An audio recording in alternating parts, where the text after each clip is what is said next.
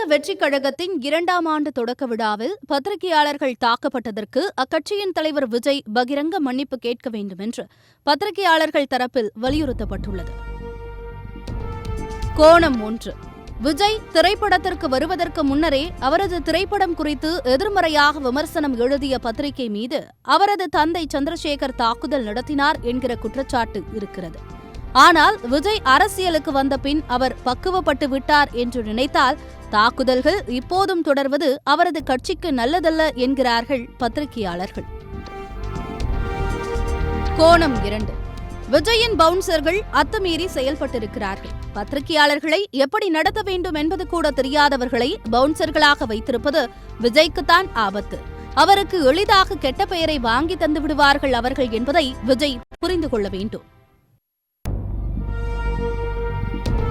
கோணம் 3.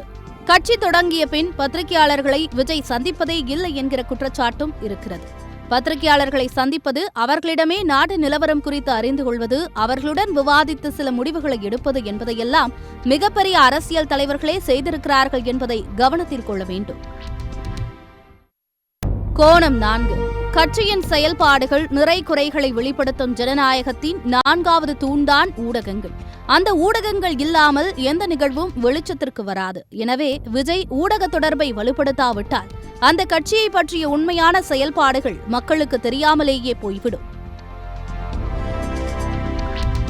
கோணம் 5. விஜய் மட்டுமல்ல, ஊடகவியலாளர்களை சந்திக்கும் அரசியல் தலைவர்களும் செய்தியாளர்கள் சந்திப்பை ஒரு போர்க்களமாகவே மாற்றிவிடுகின்றனர். மக்களிடம் எழும் சந்தேகங்கள், எதிர்க்கட்சிகளின் குற்றச்சாட்டுகள் குறித்து கேள்வி எழுப்பும் போது விளக்கம் அளித்தால்தான் மக்களுக்கு தெளிவு கிடைக்கும். மாறாக செய்தியாளர்கள் மீது விழுந்து பிராண்டினால் கட்சிகளின் இமேஜ் தான் சரிவை சந்திக்கும்.